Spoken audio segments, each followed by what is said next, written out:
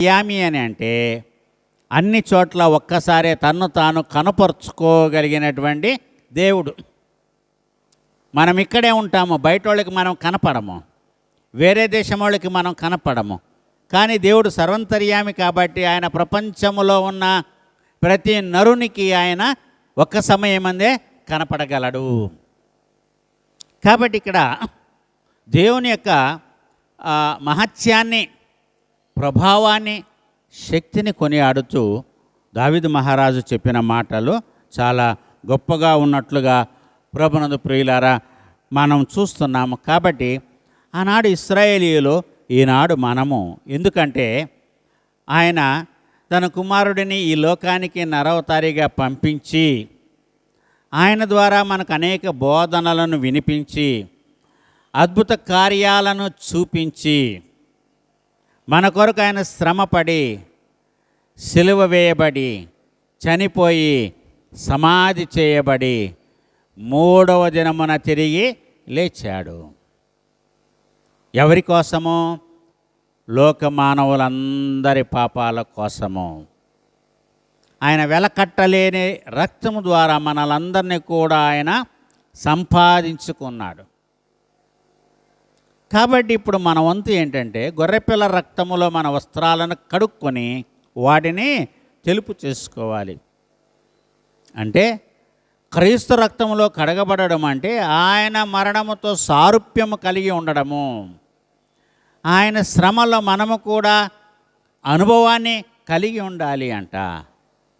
తప్పు చేసి కాదు ప్రభునందు ప్రియులారా, నీతితో బ్రతుకుతూ, యథార్థతతో బ్రతుకుతూ, భక్తితో జీవిస్తూ మన మీదకు వచ్చే ప్రతి శ్రమను మనము ఓర్పుతో సహనముతో తట్టుకుంటే, ప్రార్థన చేస్తే దేవుడు తప్పకుండా మనకు విజయాన్ని అనుగ్రహిస్తాడు. మనకు అనుకూలాన్నే దేవుడు చేస్తాడు, మనకు వ్యతిరేకంగా దేవుడు చేయడు.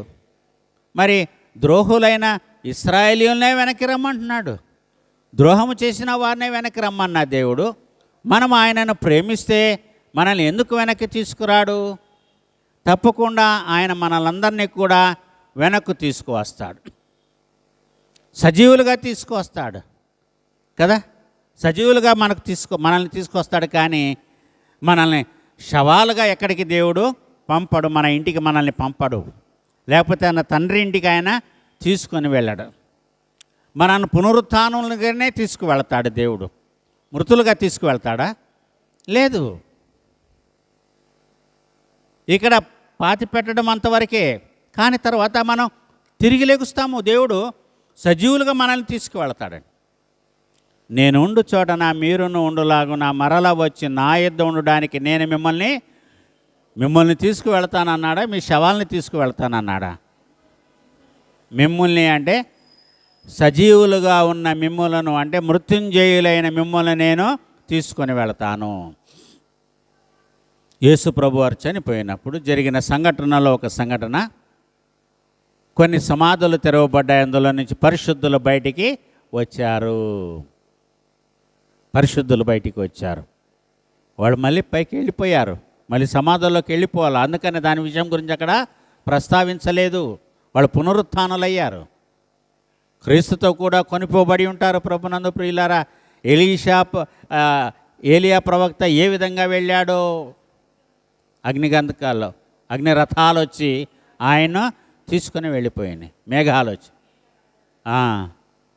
మనల్ని కూడా అంతే, దేవుడు మృతులుగా మనల్ని తీసుకొని వెళ్ళాడు. కాబట్టి ఇశ్రాయేల్ని ఏమన్నాడంటే, నేను కోపడను, మీరు రండి, మీరు ద్రోహులైనా నా దగ్గరికి రండి అంటాడు. సో ఒక ద్రోహిని ప్రేమించడము, ఒక ద్రోహిని క్షమించేటువంటి గుణము ఎవరికి ఉందంటే దేవుడికే ఉంది. మన కొరకు ప్రాణం పెట్టిన యేసయ్యకు మాత్రమే ఉంది. అందుకనే కదా ఇస్కరియోతు యూదా చనిపోతే ఆయన చేసిన పనికి ఆ మనుషుడు పుట్టకుండా ఉంటే ఆయనకు మేలు, అయ్యో ఆ మనుషునికి శ్రమ అన్నాడు కదా. అంత జాలి కలిగినటువంటి దేవుడు ఏమంటున్నాడంటే, మీరు రండి, నేను కృప కలిగినటువంటి దేవుణ్ణి. ఆయన కృప చాలా ఉంటుందంట. చూడండి, కీర్తనల గ్రంథము 36వ అధ్యాయము 5వ వచనము 15వ వచనాన్ని చదువుకుందాం. యెహోవా నీ కృప ఆకాశమునంటుచున్నది, నీ సత్య సందత్వము అంతరిక్షమునంటుచున్నది అంటున్నాడు కదా. ఎంత గొప్ప మాట ఇక్కడ దేవుడు. యెహోవా నీ కృప ఆకాశమునంటుచున్నది అంటే ఆకాశానికి అంతముందా? నేలనైనా మనం ముట్టగలమేమో, కానీ ఆకాశాన్ని మనుషులు ఎవరు కూడా ముట్టలేరు. ఇంతవరకు ముట్టిన వారు ఎవరు కూడా లేరు. వెళ్ళే కొలది ఆకాశం వెళుతూనే ఉంటుంది. భూమి కంటే ఆకాశం ఎంత ఉన్నతముగా ఉన్నదో, ఆయన యందు భయభక్తులు గల వారి ఎడల ఆయన కృప అంత అధికముగా ఉన్నది. కాబట్టి రాజైన దావీదు ఏమంటున్నాడంటే, నీ కృప ఆకాశమునంటుచున్నది, నీ సత్య సందత్వము అంతరిక్షము నంటుచున్నది.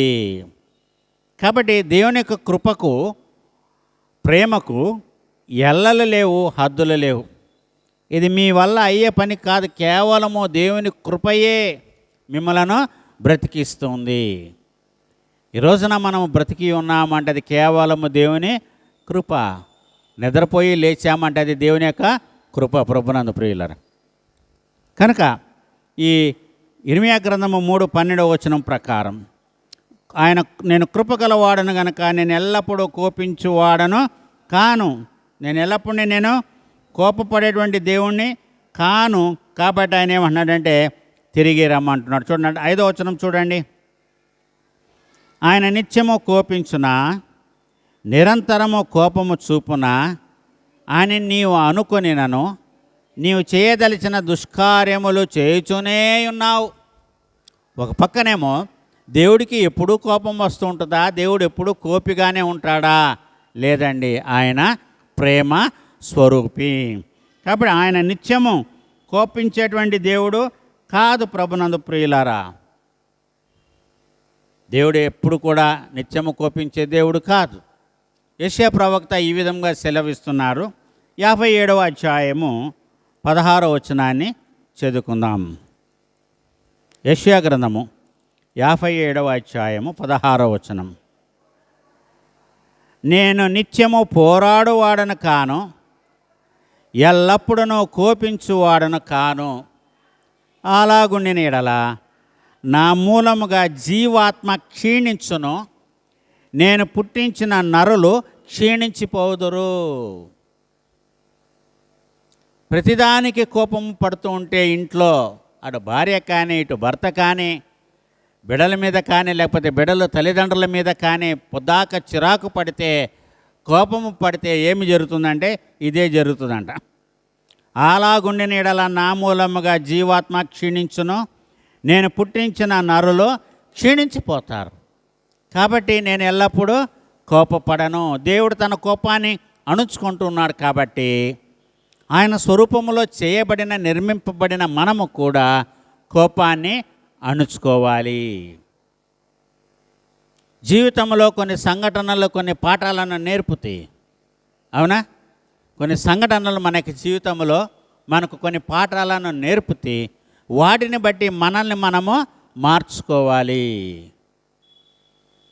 తప్పదు, లేకపోతే మనము బ్రతకలేము, దేవుని యొక్క కృపను పొందుకోలేము. ప్రభునందు ప్రియులారా, ఎందుకంటే తిరిగి రమ్మంటున్నాడు ఆయన.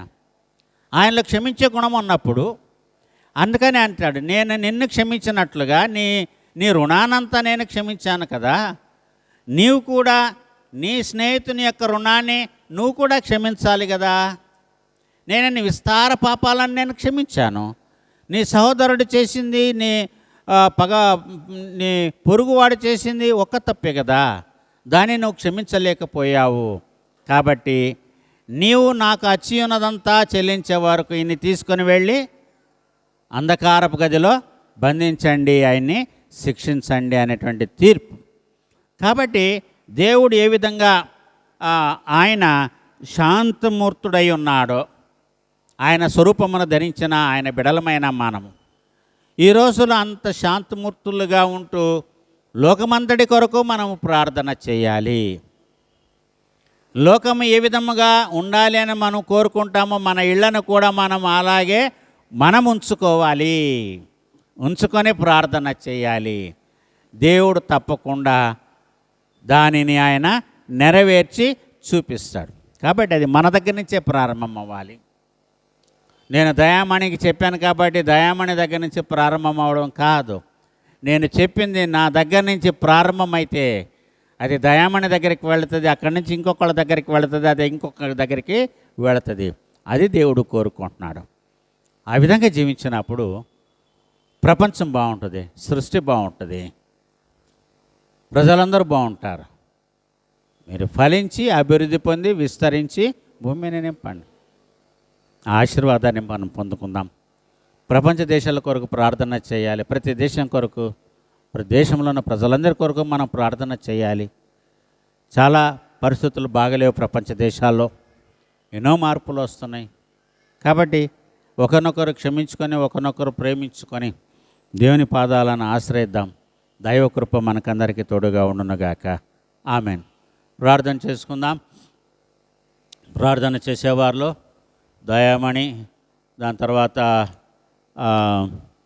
మండ్రు సౌజన్య, రాజమ్మ, వీరు ముగ్గురు ప్రార్థన చేస్తారు.